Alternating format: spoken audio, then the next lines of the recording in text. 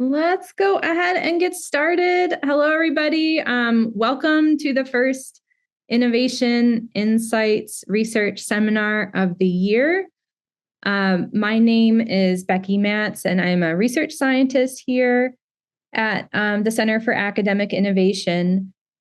With the Innovation Insights series, CAI is aiming to bring together people who in general want to transform education and share knowledge and improve learner success. And today I'm really excited that Dr. Carlton Fong is here with us to share about a recent meta-analysis on strategies that students use to regulate their motivation.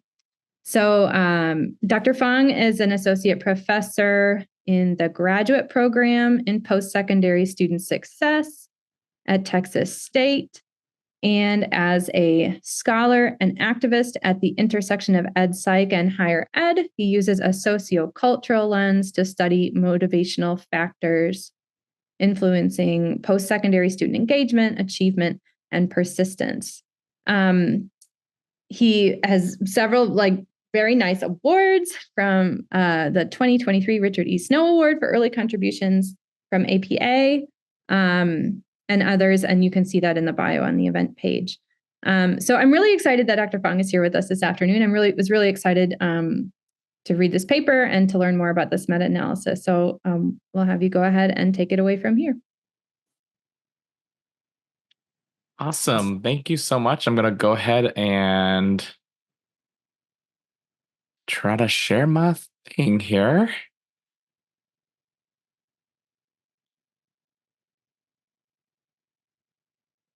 Okay, I think we are good. So once again, thank you so much for having me. Thank you all for being here. I am really excited to get to share some findings from a recent paper that we published. And this all kind of started from a prior meta-analysis that I had did looking at a lot of different learning strategies.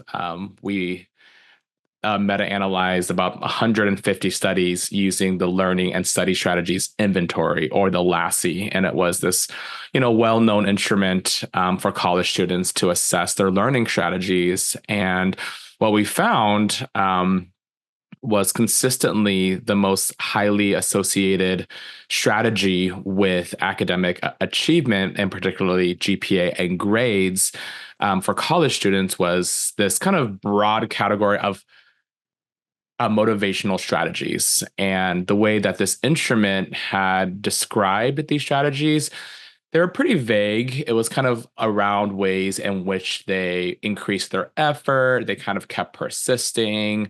And so we were really intrigued by the fact that this strategy was so highly correlated with academic outcomes, but it was kind of ill-conceived in the instrument, like the types of items that they used. And it wasn't really specific, the types of strategies students were using to regulate motivation. And I would say over the last, 40 years or so, a lot of researchers have thought about how students regulate their motivation, which we'll talk more about in detail. But I would say around the late 90s, researchers really kind of decided on what were maybe the common strategies that students were using, kind of larger buckets of strategies that students were typically using. And they kind of became more formalized in scales and instruments in the early 2000s. And so that's when this literature kind of really took off. And as a response to that prior work I had done, I was like, well, now I really want to dig in and think about these specific motivational strategies and see associations of these strategies with a myriad of different other correlates. So that was kind of the impetus for this project. So I also want to acknowledge, before I dive in, my co-authors that are on this slide as well. And there's the citation if you want to take a look at the full paper as well.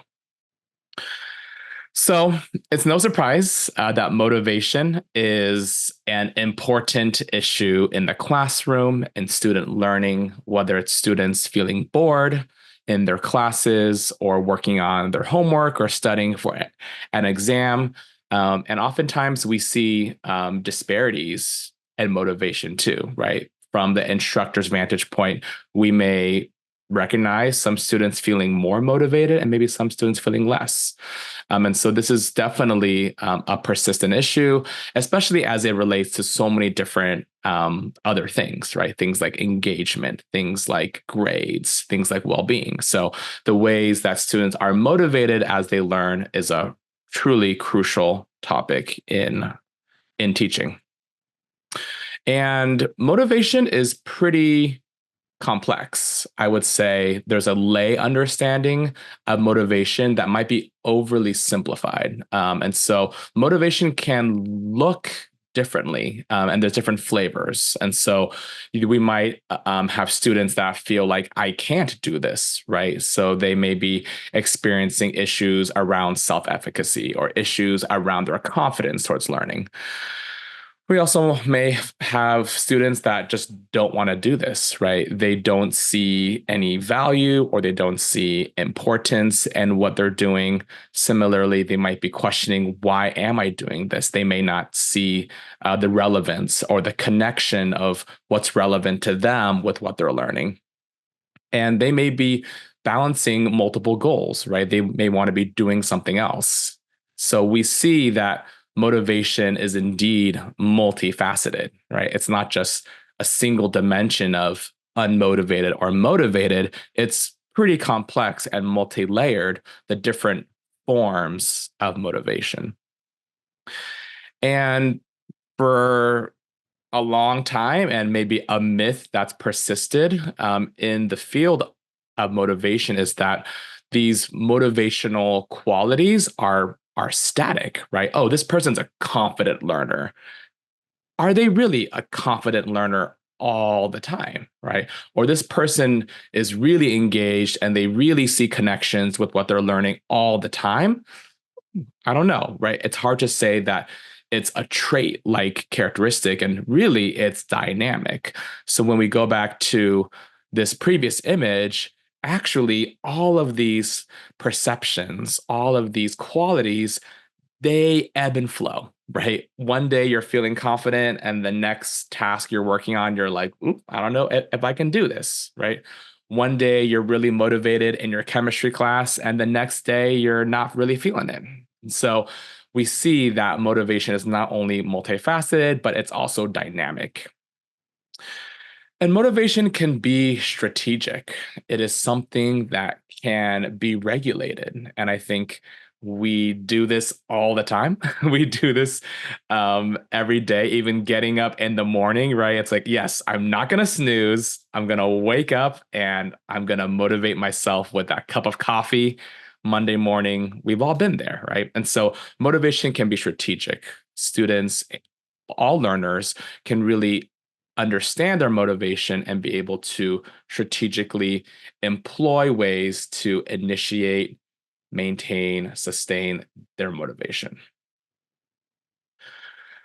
So this brings me to the topic of the paper that we studied, the regulation of motivation. So these are procedures that are used by learners in a purposeful and a willful manner to influence their own motivation.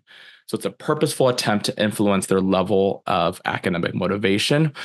And a lot of work, like I said, has been done on this, thinking of different types of ways to regulate motivation. But here are six that I think are consistently talked about in a lot of the work that's out there. And so we'll talk about each one of these one by one. So the first is mastery self-talk, right? So it's reminding yourself, sub-vocalizing your goal to learn and develop competence, learn and develop competence. So trying to foster this mastery goal orientation by talking to oneself about these goals, right? As you're learning, I'm doing this because I'm going to learn something really cool, right? Or I'm really seeing the growth in what I'm learning, what I'm mastering, right? And so these are the messages that learners can tell themselves to really develop this sense of mastery-based competence. On the flip side, there's another type of self-talk that learners may engage in, and it's reminding themselves of not the goal to develop competence, but the goal to really show and demonstrate their competence, right? So I need to get this done. I need to finish this assignment so my instructor can really see that I'm a good student, right? My instructor can praise me. And that's more of a performance approach self-talk. But there's also another flavor of this too. It's more of a performance avoidance, right? I need to get this done so I don't look bad in front of all of my classmates who are going to think I'm a bad student. Right. And so, but this is more about the display of competence rather than the development of competence. So, once again, these are the messages, right? These are the ways in which students engage talking to themselves, reminding themselves of their goals. The third type is self-consequating, right? Promising yourself a reward or sometimes the lack of a punishment, right? So promising yourself some extrinsic consequence, right, at the end of a task. So I'm going to treat myself to ice cream after I finish reading this chapter, or I'm going to be watching my favorite TikTok videos right after I get this done. Right. And so thinking about some extrinsic outcome that will reward the student, or maybe I'm going to avoid this thing, right? I don't want to avoid this thing. So different extrinsic outcomes that are tied to how one may motivate themselves. The fourth strategy is value regulation. So, making connections as learners make connections with what they're doing, with what they're learning to their own interests or to values that are important to them, right? So, oh wow, this physics lesson, this homework I'm working on, it actually relates to my love for photography, right? Because we're learning about light and we're learning about these different properties, right, that actually relate to my hobby of photography. So they're able to make those connections. It can also just be making it more fun, making it more enjoyable, right? I'm going to see how fast I can do these problems, right? I'm going to set a timer. I'm going to race against the clock, right? I'm going to gamify my homework, right? So trying to make it more enjoyable. The fifth category of strategies is kind of another self-talk strategy, but it also is like a cognitive strategy as well. So the self-talk aspect could be reminding yourself of your capability, right? Because you want to enhance your your sense of self-efficacy. So you want to remind yourself, like, I can do this, right? I'm able to learn this, right? I have the skills, I have the content, I'm able to do this homework assignment. So reminding yourself subvocally about these things. And also there's a cognitive aspect to this too, where you're actually breaking down a task, right? So maybe you're facing a really huge essay that you have to work on, and it's daunting just even thinking about it because it seems so big and it seems so hard to approach.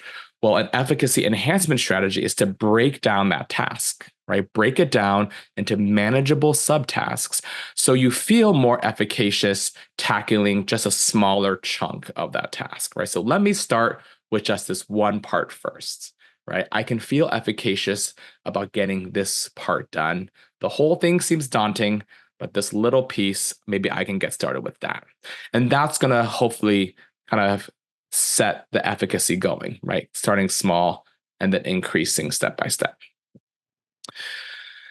The last motivational regulation strategy is restructuring your environment. So making your environment more conducive for learning. We've all been there, right? We've all had a bedroom. I think this was during COVID, right? When we were working from home and we're like, I just want to sleep when I see my bed, right? So sometimes our environment is not conducive, right? Maybe for college students, it's the noisy roommate, right?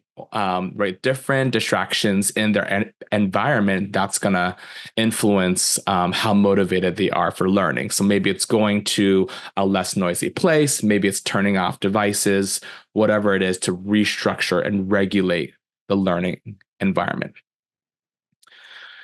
So here we are. We have six strategies so far. Hopefully, we're all on the same page. You kind of see some overlap. We kind of see different dimensions coming out here. But I want to go ahead and hear from y'all. So we have 3 polls. So hopefully we can launch poll number 1. And that's to think about your own strategies, right? Think of yourself. Sometimes we lack motivation to work on our things. What strategy would you say that you use the most? I know it's hard to pick one, but if you just have to pick one, which of these 6 do you think you would gravitate towards?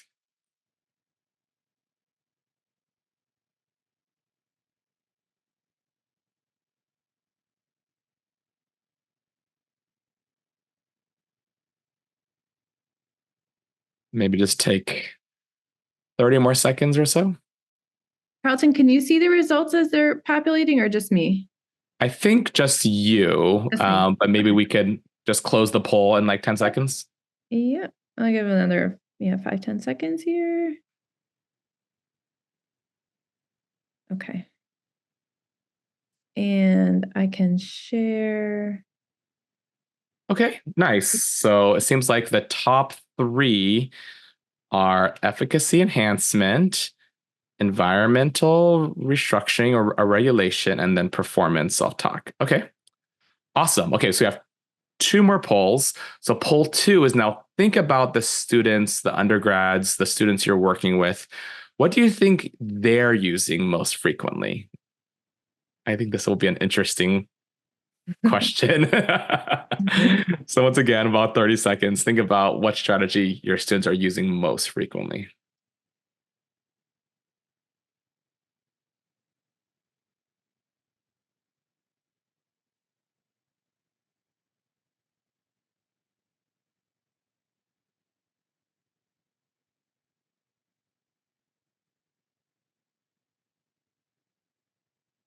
Yeah, Phil, this one is about students. So, well, that's what the question is. What do you think? Not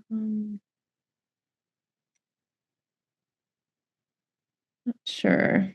I know other folks are seeing it because there's definitely lots of folks voting. We'll do 5 more seconds if anybody else wants to vote in here. Yeah, thank you. Yep. Yeah, I should say poll 2 on top. I'm seeing it. Yep. Okay. Okay. A lot of people are thinking self-consequating. Others think performance self-talk as 20% there.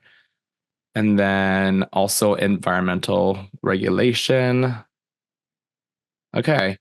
Now, for our final question, you might be thinking about this already. What do you think are students using the least frequently?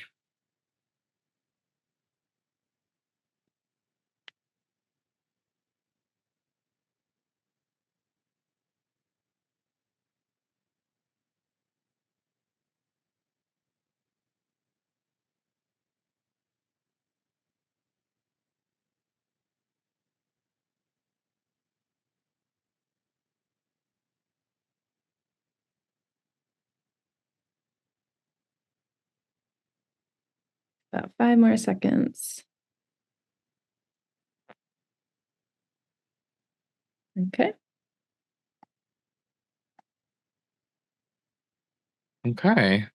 So we have mastery, 40%. We have efficacy enhancement. In second place with 20, and close behind, we have value and environment. Okay. Yeah. Cool. Thank you so much. I'm really fascinated by these answers already. So, spoiler alert, the study that I conducted didn't quite look at frequencies, but there actually is also a recent meta analysis that actually looked at frequencies, which I read. And I'm happy to share the results for that one because I just think it's fascinating. What I was really focused on was which one is most correlated, right, to other variables, other outcomes like grades. But this other paper looked at the frequencies, and I just think it's interesting to maybe look at those in together, right? What are students using most and what are students using least? And what are the ones that are actually, more associated with these other outcome variables? So let's remember, and I jotted some notes down too, what we kind of as a group thought were maybe the most frequently or the least frequently used. It's also interesting to kind of think about this for ourselves, right? I think a lot of research is me search, and I just think about, how does this relate to my life as well? And maybe not only are we supporting our students and how they are motivated and learning, but we're also kind of thinking about how we might be more productive in our work as well. So we'll revisit this, but let's go to the actual details of the study. So we thought about those 6 categories, some of the subtypes and variants with it as well. And we conducted a research synthesis. So a systematic review, a quantitative meta-analysis of this literature. And we were able to uncover 55 studies. Some of the studies had multiple samples. So we had close to 70 samples of students, and we examined different correlations between those 6 strategies and a bunch of different correlates. So things like grades, things like effort, perceptions of self-efficacy and value for the task, right? How valuable they think what they're learning is, as well as different forms of regulation. So things like cognitive regulation, which are things like learning strategies, right? Rehearsal, elaboration, organizational strategies, right? So the cognitive ways of learning, and then the behavioral aspects of regulation as well for the 6th correlate. So things like time management, right? Help seeking, different behavioral things that students do to regulate their learning as well. And so, drum roll, please, as we think about those 6 strategies that you thought were, that you evaluated were most frequently used or least frequently used, we looked at those associations, right? So which one was most strongly linked with the 6 outcomes that we looked at?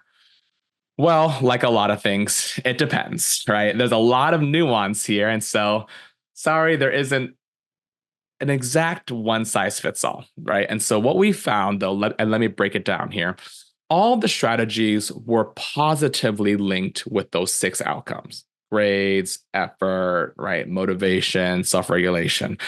They were all positively linked with these variables, but there was quite a bit of heterogeneity, right? They ranged from small to moderate.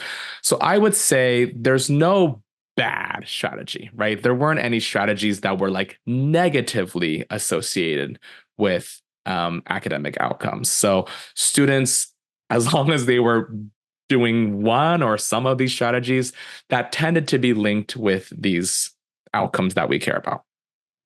And no single strategy came out as like the singular best, especially because we looked at 6 different outcome variables.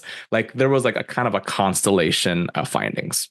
So just to give you a little flavor of that, mastery self-talk, if I had to be cornered and like to pick a best strategy, I probably would pick mastery self-talk. It came as very consistently and positively associated with higher grades, effort, competence, value, and the cognitive and behavioral aspects of regulation. So once again, these are the ways we sub-vocalize goals for learning and developing competence.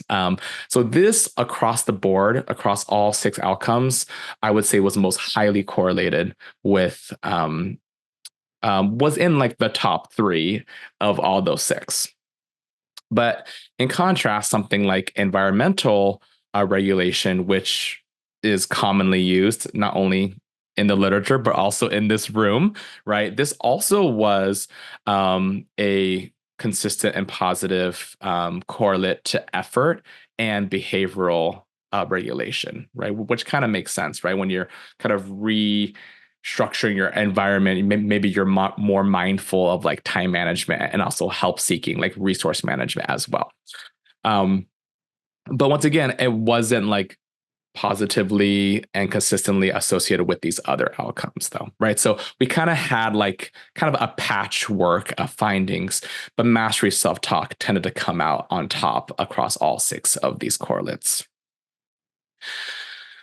There also were some ones that weren't great. Once again, they were all positive, but these were on the smaller end in terms of the magnitude of these associations. So, performance avoidance self talk. So, this was the flavor of performance self talk where you were more kind of nervous about performing poorly, right? Like you wanted to do well, but the motivation was because you wanted to avoid being embarrassed in front of your peers or having your instructor look down on you, right, for doing poorly.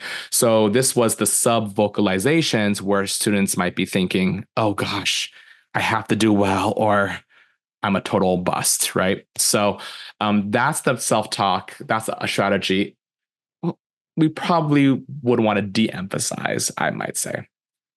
Another one is self-consequating, right? The idea of rewards and consequences. That was on the lower end, right, of the spectrum. And so once again, it was still positive, but compared to these other ones that are more focused on intrinsic motivation, right? Connections, value, relevance, mastery. This one that was more on the extrinsic side, I would say was one of the lower performers in terms of the 6 strategies. So going back to um, oops, I realized I messed up my slides. Which strategies are students using the least frequently? Our group got it right. Mastery self-talk, right? Our group got it right. This was the third question, mastery self-talk.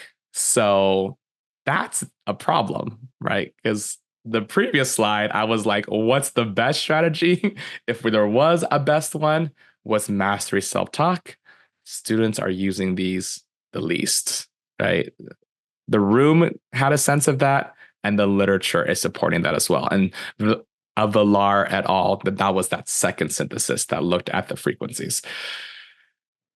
Which strategies are students using the most frequently? Once again, this room, y'all know your students, right? Y'all voted self-consequating. That's what the literature says as well. Self-consequating. But what was the slide that I showed previously? Those were more of the lower performing strategies, right? Those were kind of the bottom 2 if we had to pick 2. So there's a problem, right? The ones that students are using the most frequently tend to be the least correlated with outcomes we care about: effort, motivation, self-regulation, grades.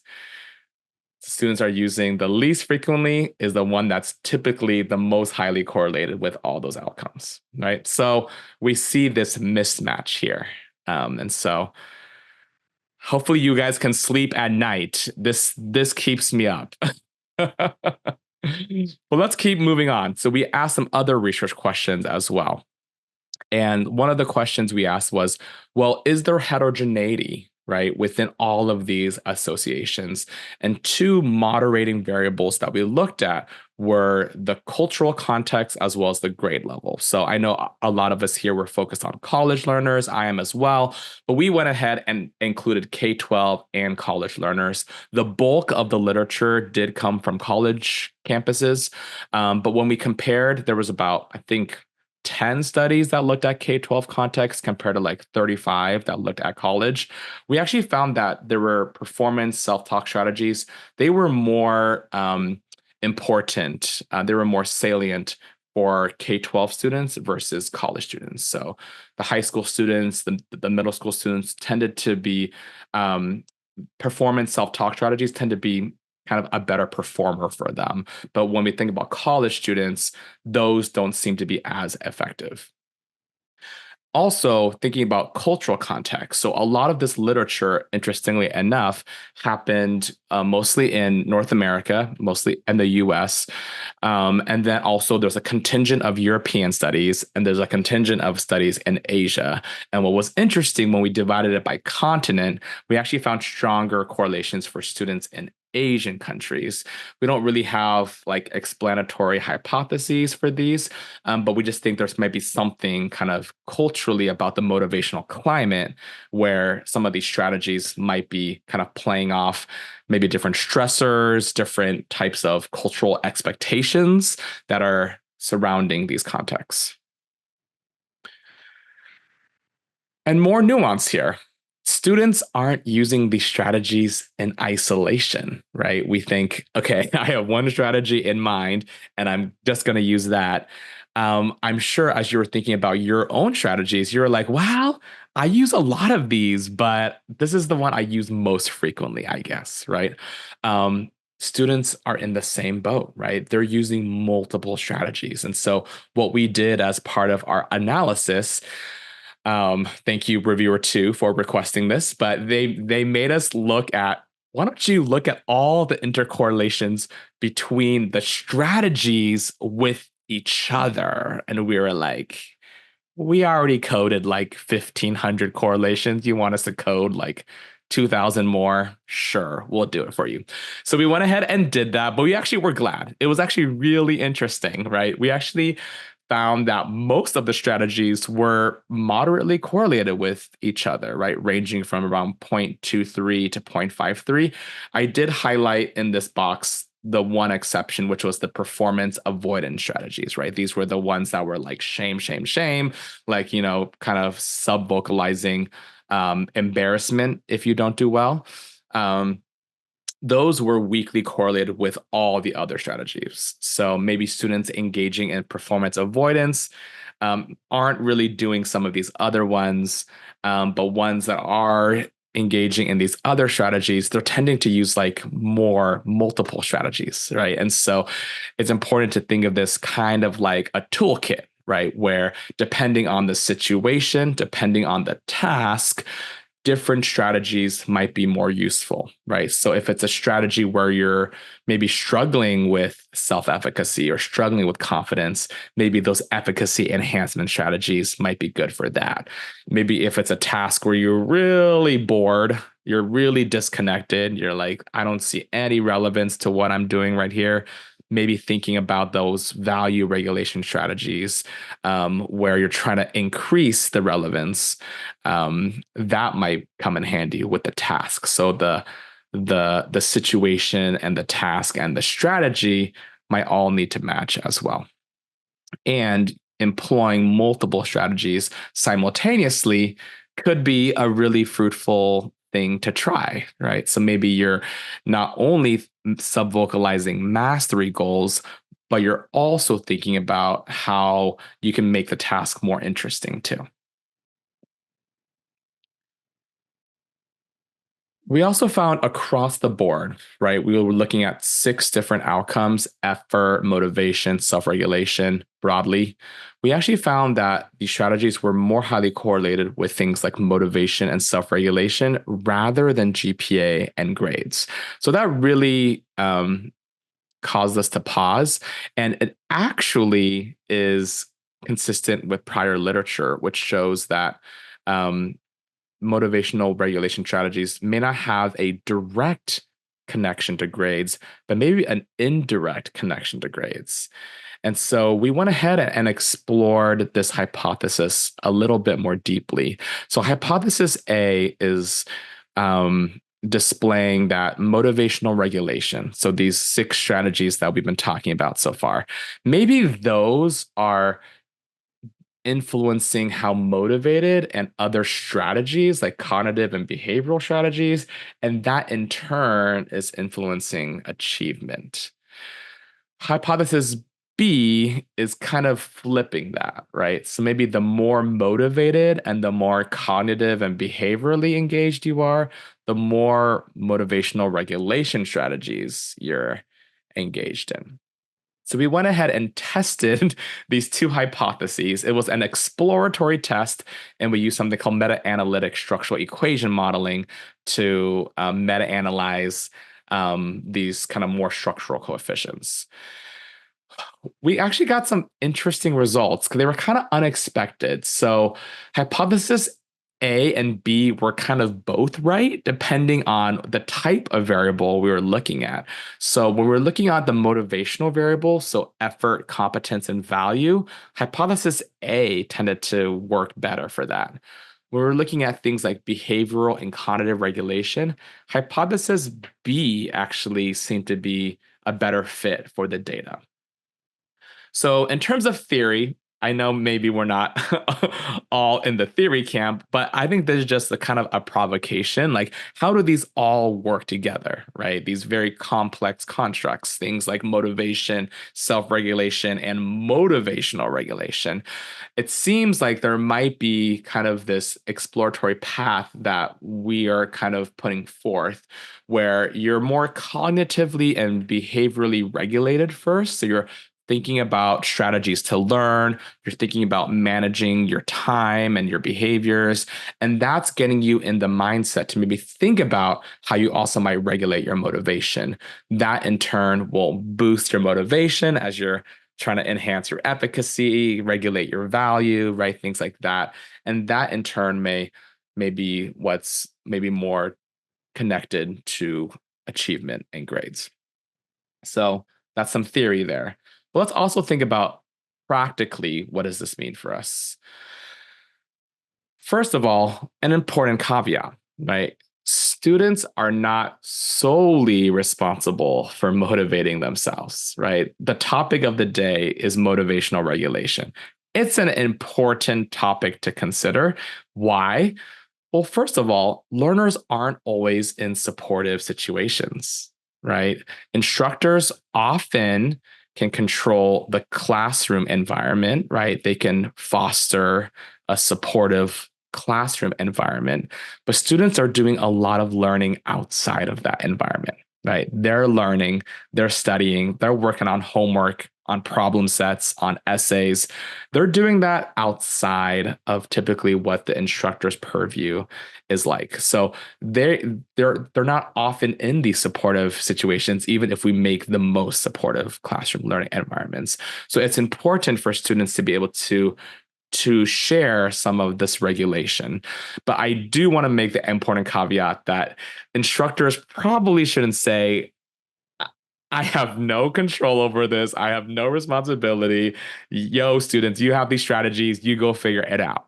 That's not the message for today, right? I think the message is understanding how these processes work and how can instructors now maybe have awareness of these strategies and how can we model maybe the most adaptive strategies.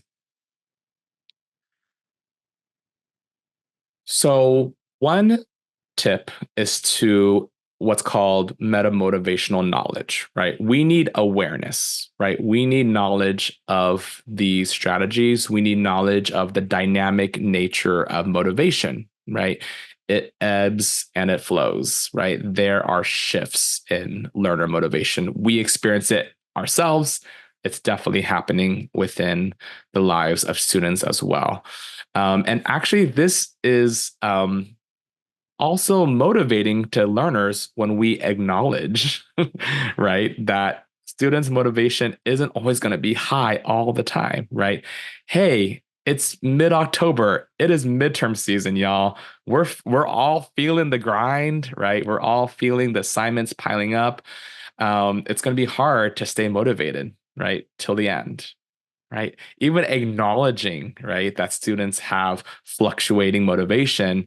Wow, my instructor is empathizing with me and is kind of understanding, right, this meta motivational awareness that's going on. We can talk about these different strategies, right? We can model these different strategies. And so I actually did an observation at my university just 2 weeks ago. And it was in a chemistry lecture. And it brought me back to my freshman year taking general chem. And I was just impressed at how the instructor was really embedding kind of these different strategies. They modeled, right, things like efficacy enhancement, right? What are ways to break down difficult tasks? We can model some of that in our instruction, right? Hey, when you approach a problem set, you're like this is a paragraph describing this heady problem. You're probably overwhelmed when you first see this huge chunk of text. Let's break it down, right? This is how I would break it down as the instructor, right? So we can model things like efficacy enhancement. So learners are able to say, oh, I remember my instructor breaking it down. I can break it down, right? And then even modeling maybe the vocalization of the sub vocalization, right? Maybe you might tell yourself, yeah, you can do this. You know how to derive this part of the formula. Now we can move on to the second step. For value regulation, make clear for the students what some of those connections are, right? That example I gave about photography and physics, right?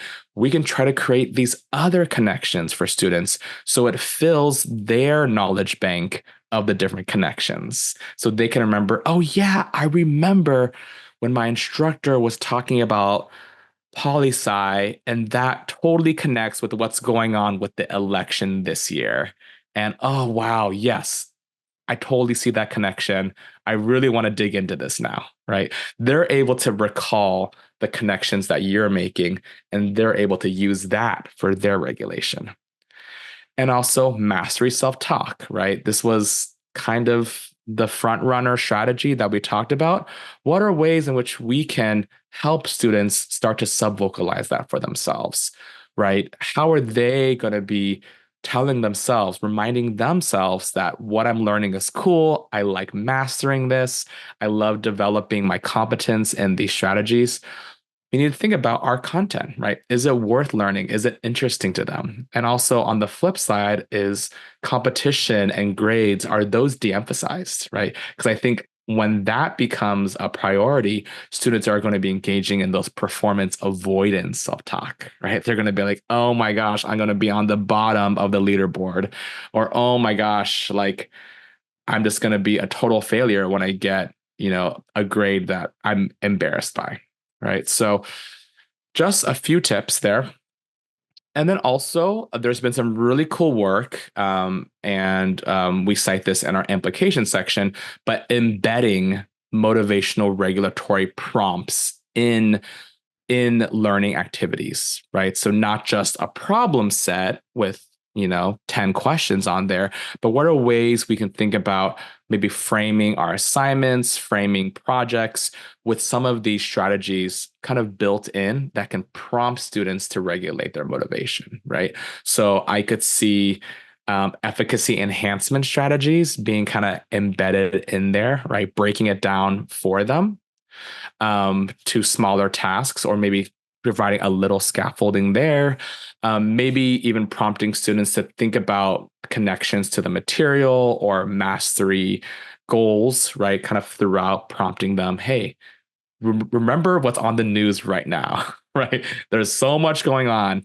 Isn't this connected, right? Or using those examples even in the assignments, right? That can be a way where students are naturally going to be able to see those connections and continue to sustain their motivation throughout. So I hope that was useful. Feel free to reach out with other ideas or questions. And I believe we have the remainder of the time for discussion and questions. So thank you so much for participating along. And yeah, I'm looking forward to the rest of our time together. Thank you so much. That was so informative. Your GIF and emoji game is so strong, which I personally highly appreciate. I'm going to invite folks. I'm going to invite folks to use the raise hand feature just to kind of, if you have something that you want to ask or chat about, do please use that. And we will go from there. I do have like 40 questions myself, so I could fill all the airtime. So folks, if you have, yeah, okay. Well, I don't want to take all the airtime because yeah, we'll go ahead. Let's start with Dominique. Go ahead and unmute yourself and you can ask away. Hi. I was wondering if you've studied the connection of these like motivational strategies to like learners with, sorry, I'm walking literally outside of each spot, but like connecting these motivational strategies to like students that have like ADHD, and like have you considered like studying the connections of like, I guess the way I want to ask this is like how they use these motivational strategies, or how it might be different the way they use these motivational strategies, if that makes any sense. Yeah. Thank you for that question. That is a understudied topic, like a lot of areas. There is some work beginning to be done. I think there was a recent paper, and I can dig up for it real fast. We actually refer to it in this Journal of Ed Psych paper, looking at students with learning disabilities.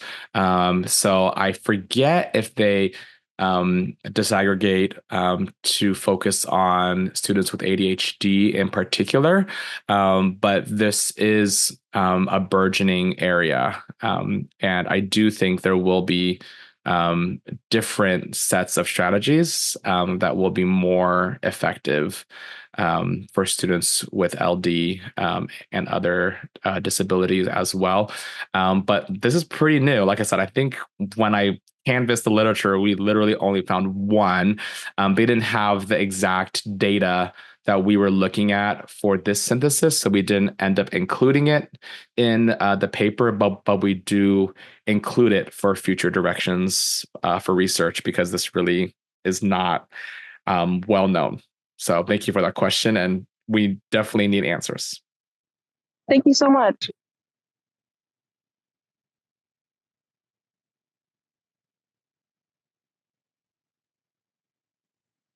Okay, I'm going to go ahead and ask one. And it's in the studies that were included in the meta-analysis, I'm wondering like how the core of my question is like, how good are people at sort of accurately describing or reflecting on or filling out a survey response as to what strategies they have used? Like, I can, like, some of those like self-talk elements are so, I don't know, I feel like they could be almost subconscious. And so I just wonder, what are your thoughts on like how accurately, when you, if some, a survey or somebody's asking somebody else, like, what strategies did you use? Are they accurate in replying? Yeah, that is such a good question. Yeah, I mean, all the instruments that are, self-report inventories were the ones that we included in the synthesis. And, they check all the boxes in terms of like reliability and validity and, psychometric, whatever. But there is a little bit of that kind of gap, right, between our our experience of the phenomenon and being able to report it accurately. And so I do think about those things as well. And I would say the surveys try to get students kind of in the mindset of the situation. So they often will prompt students like at the beginning, like think about the last, exam that you were preparing for, and you were maybe experiencing some difficulty, concentrating, difficulty staying motivated. Um, and now, you know, answer these items, right? So they're trying to at least try to like elicit like some sort of pattern that I think students can try to kind of grapple with. So it's not just like pie in the sky, like, oh yeah, I always do this. You're right. I don't know if people have kind of a sense of that. Um, Also, I just kind of gave you like broad examples, and I think the items themselves are a little bit more specific. And so maybe students are able to respond to those items with a little bit more specificity too. Like if I just asked you, hey, do you do like sub vocalizations where you're like encouraging yourself? Like, I don't know if people will like totally like catch on to that, but some of the items, once you see them, might be a little bit more accessible. But I still think that's obviously like a big issue in a lot of these like measurement type problems. But maybe particularly for these like meta, like cognitive meta motivational ideas, where we're often not thinking about how we think or thinking about our motivation in this like secondary, tertiary level. Um, so yes, I agree. Melissa, go ahead. Hey, thanks for your presentation. I was just wondering if you think that this data could and or should impact the way faculty structure or facilitate their classes, knowing that these motivational strategies are maybe a little bit different or changing or the same. Yeah. Yeah. Obviously, we didn't focus so much on the instructor side for this study. But right before we got on the call, actually, we're actually doing kind of a related study, broadly considered. So we're looking at something that has been kind of brewing over the last decade or so. I would call it a form of how learners regulate their motivation, but something called agentic engagement. And so it's how learners are inserting kind of their preferences, their values, their ideas, and their interests into the flow of instruction, right? And so how students are motivating themselves often flow into or are often really important to how they learn, right? Like I get really excited about these topics, or I'm really excited when things are, tied to the environment or tied to causes that I really am passionate about. And if they bring that to the instructor, to me, that's gold, right? Because I'm like, oh, I know what you're interested in. It aligns really well with what we're learning in class. I'm going to make those connections, right? I'm going to be able to shift the way I teach and maybe, you know, maneuver some of the content a little bit to really maximize the interests of not just that one student, because oftentimes it represents, a larger swath of students too, but maybe one student is vocal enough to say, hey, that topic you just talked about, I really love that. Like, can we hear more about that? And you're like, oh, okay, yeah, we could shift this. And yeah, we can spend like next Thursday, like on that topic. You know what I mean? Like kind of adjusting kind of proactively and kind of responsively to students' motivations, to their interests, to how they're regulating their motivation. So I would say that is one angle to think about potentially restructuring your class. And so what we're doing for this new study is we're actually helping students be more agentically engaged. So we're giving them some information and some modules to say, hey, like this is a great way for you to stay motivated. And it also helps your instructor make their teaching more relevant, like to your interests. And so we're actually helping students think along those lines. And then we're also having instructors think about these ideas as well. So we're telling instructors, hey, these are ways you can support student motivation, right? This is a way that you can invite students to share their inner motivational resources. So we're working with faculty, we're working with students, and we're hoping that there's some synergy there, right? Where students are agentically engaged and instructors are motivationally supportive. And it creates this, magic potion where everyone benefits, right? Learners are sharing their preferences and they're getting instruction that's really aligned with what they're excited about. And then teachers are excited because they're like, my students are engaged. I'm really hitting because they're like paying attention and they're engaged, and I'm able to tie what I know about whatever topic with what they care about, and like there's magic, right? And so I know this wasn't your exact question, but I think those are like kind of ways that we can think about these things. And then I'll just add once again the efficacy enhancement. That just seems really intuitive to me, right? If we can teach the scaffolds, model the scaffold. I was in that chemistry class, and she had the Elmo like paper projector thing, and she was like, "This is how I'm going to break it down, right? This is a molecule." And this is how I like break down all the different elements and literally break it down. And then, but she taught all the steps, and it was like step 1, step 2, step 3. And it felt like kind of hand holding up in one sense, but I was like, wow, like that's really clear. Like you're really taking this huge problem. It was like dimensional analysis. And I was like, whoa, like you're able to break it down. And um, so I think ways in which we actually didactically go through material can be structured in a way to think about efficacy, but we also can think kind of more broadly, kind of inviting agency as well. Thank you so much, Carlton. This was really excellent. Lots of food for thought for so many of us across the center and beyond. I want to invite everybody to share in like a little virtual round of applause and just say thank you again so much for your time, for your attention, for spending years working on this paper. Chelsea is putting up a note about our next seminar, which is next month, the first Monday of the month again, and the link to register is here in the chat. This one is going to change your life too, so you should go ahead and register right now if you haven't already. We'll look forward to seeing you then, and hope everybody has a great rest of your Monday. And thanks again, Carlton. Thank you. Take care.